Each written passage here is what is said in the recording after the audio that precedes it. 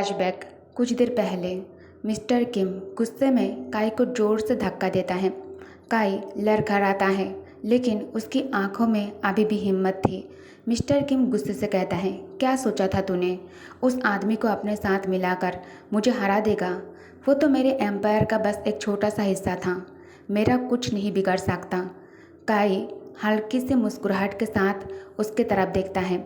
काई कहता है, हाँ, शायद वो सिर्फ एक गोटी था तुम्हारे लिए, पॉन था, लेकिन उस पॉन के पास ऐसे सबूत हैं जो तेरी सारी इज्जत और नाम को मिट्टी में मिला सकते हैं। मिस्टर किम का गुस्सा और ज़्यादा बढ़ जाता है।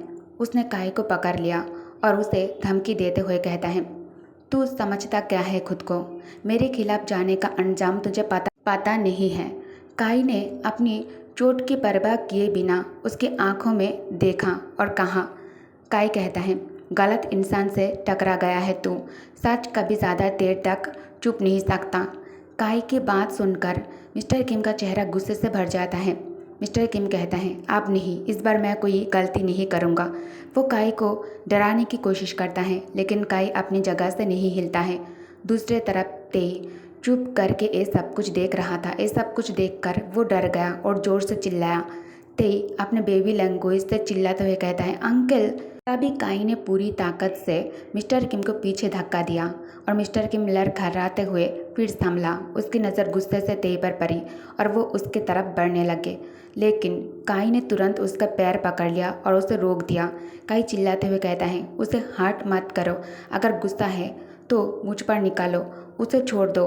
मिस्टर किम गुस्से में कहता है, छोड़ मुझे, वरना आज मैं उसकी ज़िंदगी बर्बाद कर दूंगा।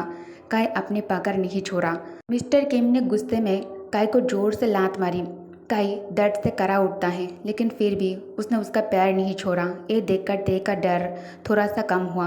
वो भागकर काई के पास आ जाता है। जब उसने देखा कि मिस्टर किम उस पर लगातार गुस्सा निकल रहा है, तेई हिम्मत करके मिस्टर किम का हाथ पकड़ लेता है और रोते हुए कहता है, नहीं नहीं, अंकल को हर्ट मत करो।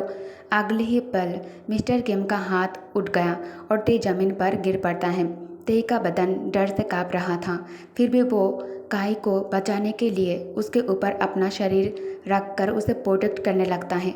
काई ने मुश्किल से तेई को अपने तरफ खींच लेता है और दर्द में कहता है, प्लीज़ प्लीज़ मिस्टर किम, वो तुम्हारा बेटा है। मिस्टर किम की आंखों में नफरत थी। मिस्टर किम कहता है, वो मेरा बेटा नहीं है, वो सिर्फ एक बोझ है, बिल्कुल तुम्हारी तरह। उसने काई के बाल पकड़ लिए और उसे ऊपर उठाया। मिस्टर किम कहता है, किसी और के बच्चे को अपना कर लेने से कोई मर्द नहीं बन जाता है। काई हिम्मत नहीं हारी। काई कहता है, हाँ, किसी और का बेटा है, लेकिन उसमें शेर जैसी हिम्मत है, जिसने बिना किसी हथियार के तुम्हारे पूरे एम्पायर को हिला दिया। मिस्टर किम दोबारा गुस्से में आगे बढ़ता है और तभी एक गार्ड का कॉल आया। उसने बताया कि मेंशन में कुछ अजीब हरकतें हो रही हैं। प्रेजेंट टाइम जियोन मेंशन में माहौल में टेंशन छाई हुई थी। इंजर्ड गार्ड्स को जल्दी से हॉस्पिटल भेजा गया है। मिसेस जियोन भी उनके साथ थी। जंगकुक जब काई के बारे में सुना तो उसका सब्र टूटने लगा। योंगी और जिमिन को खबर देता है। दोनों बिना देर किए हॉस्पिटल पहुंच गए। हॉस्पिटल में योंगी रोते हुए कहता है, सब मेरी वजह से हुआ है। अगर मैं वहाँ होता तो शायद ये सब कुछ नहीं होता। योंगी जिमिन के गले लगकर टूट पड़ता है। जिमिन उसे संभालते हुए कहता है, ये तुम्हारी गलती नहीं है एंजल।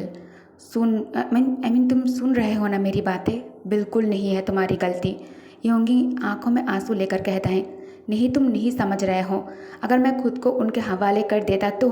जिमिन कुछ समझ नहीं पाता है, लेकिन उसे महसूस हुआ कि योंगी कुछ छुपा रहा है। फिर वो चुप रहता है। तभी जंगकुक यूनो के साथ वहाँ आता है। उसकी आंखें आंसू से लाल थी। उसने बिना कुछ कहे योंगी को गले लगा लिया। कुछ पल बाद वो पीछे हट गया। जंगकुक कहता है, बस अब आंसू नहीं, अब हमें काम करना है। उसने योंगी की तरफ देखा। जंगकुक कहता है, डैड और ते को हमारी ज़रूरत है। अगर हम टूट गए तो उनके लिए कौन खड़ा होगा? सब लोग अपने आप को संभाल लेता है। जंगकुक यूनो की तरफ देखता है। जंगकुक कहता है, प्लान रेडी है, अब एक्शन का वक्त है। वो सबको इंस्ट्रक्शन देने लगता है। जंगकुक कहता है, जिन, किम के लिए इलीगल कामों की एक्टिविटी लोकेशन ट्रेस करो, और जुन, तुम योनवो की बैकअप में हेल्प करो। मैं और योंगी लीड लेंगे। जिमिन तुम रेडी रहना। किम के बारे में तुम सबसे ज़्यादा जानते हो। फिर उसने युनबो के कंधे पर हाथ रखा। जंगकुक कहता है, जैक ठीक हो जाएगा, ओके। मॉम उसके साथ हैं। तुम और जून ओटी के बाहर रहो, हमें तुम्हारी ज़रूरत है। युनबो हाँ में सिर हिला देता है।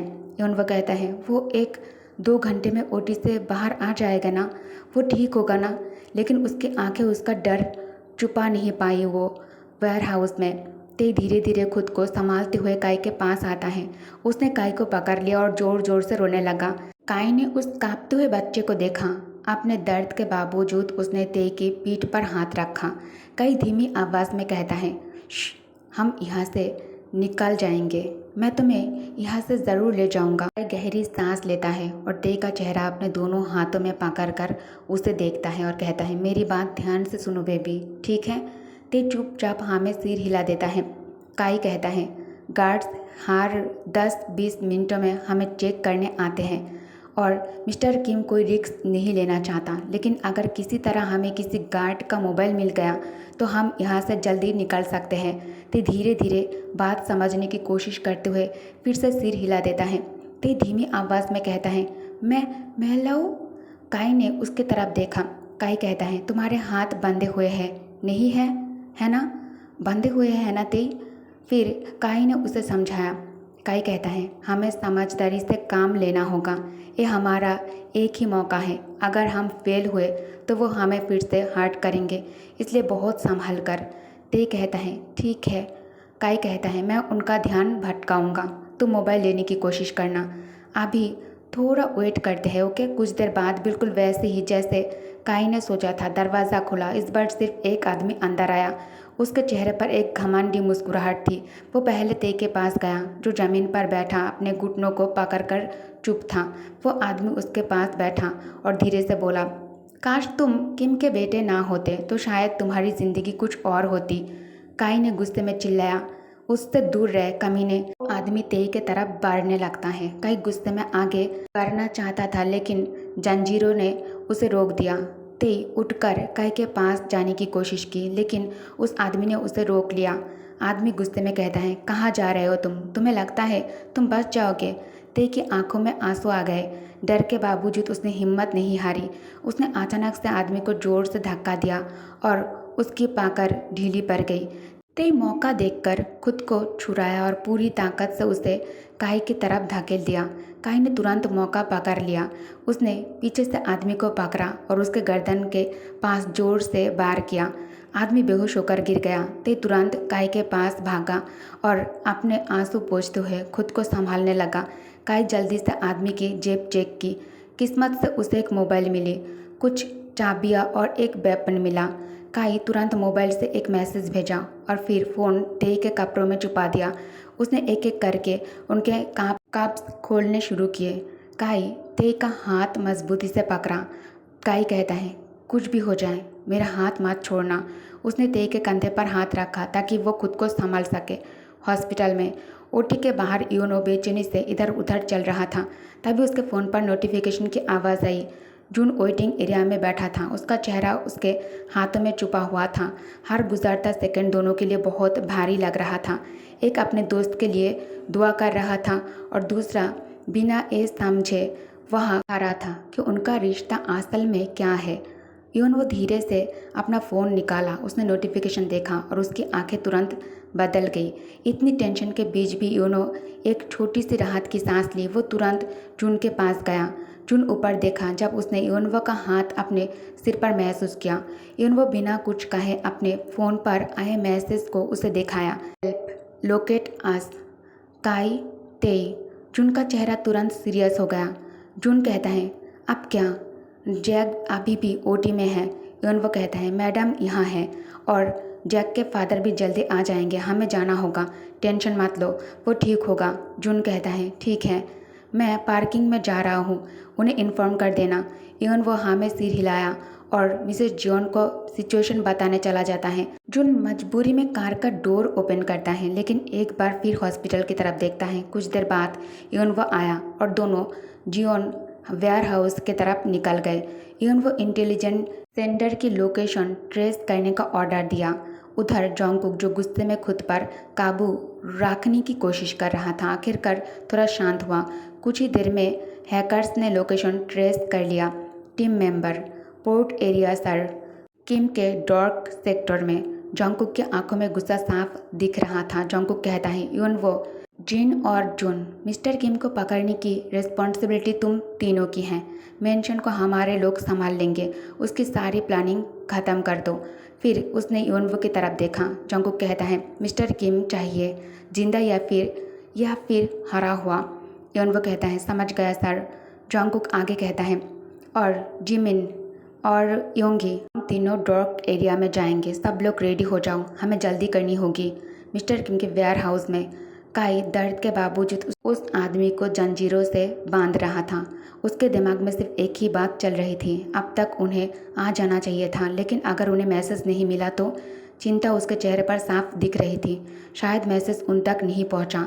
तेई, अब हमें खुद कुछ करना होगा, काई तेई से कहता है। तेई चुपचाप हाँ में सिर हिला देता है। काई फिर उसका हाथ पकड़ता है ताकि उसका डर कम हो सके। दोनों धीरे से दरवाजे के पास गए और बाहर का हाल देखने लगे। बाहर सिर्फ एक गार्ड खड़ा था, बाकी गार्ड्स थोड़ा दूर क्रिएट्स अनलोड कर रहे थे जो बूट से आए थे, लेकिन साइड में अभी भी 2 गार्ड्स मौजूद थे। काई सोचता है, अगर मैंने अभी किसी एक पर भी अटैक किया तो सब अलर्ट हो जाएंगे।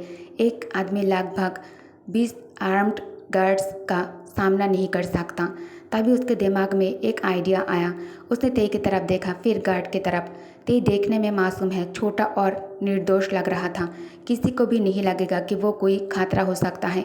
अगर उन्हें सच में लगता कि तेई भाग सकता है तो वो उसे भी बांध कर रखते। काई तेई को दोबारा देखता है। वो जानता था कि इस मासूमियत के पीछे कितनी समझ छुपी हुई है। उसके दिमाग में एक ख्याल आया, अगर मेरा खरूस बेटा भी इसके पीछे पीछे चलने लगा है तो ये कोई छोटी बात नहीं है। फिर वो खुद ही हल्की सी हैरानी में बोल पड़ता है, यो मैं क्या सोच रहा हूँ। उसे बुरा लग रहा था कि वो तेई को इस सिचुएशन में यूज़ करने वाला है, लेकिन अब उनके पास कोई और रास्ता नहीं था।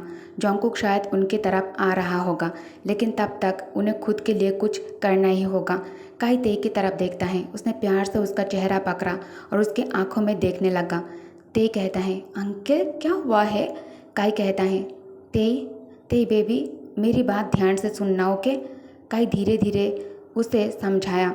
काई कहता है, तुम किसी तरह उस गार्ड को अपने पास बुलाओ, उसे अंदर लेकर आओ। मैं यहाँ रहूँगा। जैसे ही वो अंदर आएगा मैं उसे रोक लूँगा। फिर हम बाकी गार्ड्स के साथ भी यही करेंगे और यहाँ से निकल जाएंगे। ते अपना सिर थोड़ा टेढ़ा किया, जैसे वो समझने की कोशिश कर रहा हो। ते कहता है, हाँ। फिर काई अपने माथे पर हाथ मारा। काई कहता है, सुनो, बस उस गार्ड के पास जाओ। उसने गार्ड की तरफ इशारा किया। उसे बुलाओ, हैंडसम, मेरी हेल्प करो, मेरे अंकल अंदर बहुत हार्ड है, ये कहकर बुलाओ। ते कहता है, हाँ हैंडसम। ते नया वर्ड बोलने की कोशिश करने लगता है। काई कहता है, रहने दो, बस सोचो वो हीरो है, जैसे तुम हीरो के साथ बिहेव करते हो वैसे ही करो। काई ने फिर समझाया, बस बोलो, हीरो आओ, मुझे हेल्प करो और उसे अंदर लेकर आओ, वो ज़रूर आएगा। ते पूरी सीरियसनेस के साथ सिर हिला देता है। ते कहता है, नहीं, मी लव हीरो, ओनली हीरो। काई फिर से अपना चेहरा हाथ से ढक लेता है। दूसरी तरफ जोंगकुक और उसकी टीम डार्क एरिया पहुंच चुकी थी। जिमिन कुछ लोगों के साथ स्टोरेज एरिया की तरफ बढ़ा।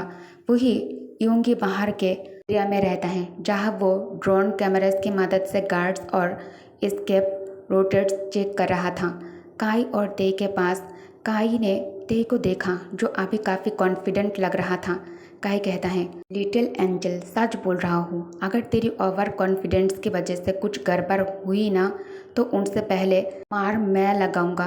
ते फिर भी अपना कॉन्फिडेंस नहीं छोड़ता है। काई उसे याद दिलाया कि आप वही उम्मीद है। काई कहता है, जल्दी जाओ, इससे पहले कि और लोग आ जाए और किसी को शक हो। ते धीरे धीरे गार्ड की तरफ बढ़ा। जैसे ही वो गार्ड के पास पहुंचा, उसने पीछे से उसके कंधे पर हल्का सा टच किया। गार्ड ने मुड़कर देखा और छोटे से ते को देखकर हैरान रह गया। गार्ड कहता है, अरे तुम यहाँ क्या कर रहे हो? उसने ते का हाथ पकड़ लिया। तभी बाकी 2 गार्ड्स भी वहाँ आ गए। गार्ड कहता है, ये भागने की कोशिश कर रहा था, इसे अंदर ले जाओ। ते अचानक बड़ी मासूमियत से कहता है, हीरो मी लव यू। तीनों गार्ड्स एकदम शॉक हो गए। फिर ते तुरंत उदास चेहरा बना लेता है। ते कहता है, uncle fake hiccup, uncle die, uncle help water. अंदर से काई ये सब कुछ देख रहा था। उसके दिमाग में बस एक ही बात आई, हे गॉड, पहले आई लव यू बोलता है, फिर उसने मुझे ही मार डाला। गार्ड ने ते को देखा और गुस्से से बोला, क्या देख रहे हो, उठाओ इसे, कमरा खाली है, अंदर डाल दो उसे। ओके गाइस, तो इस पार्ट को मैं यही एंड करती हूँ। Thank you for watching, bye bye.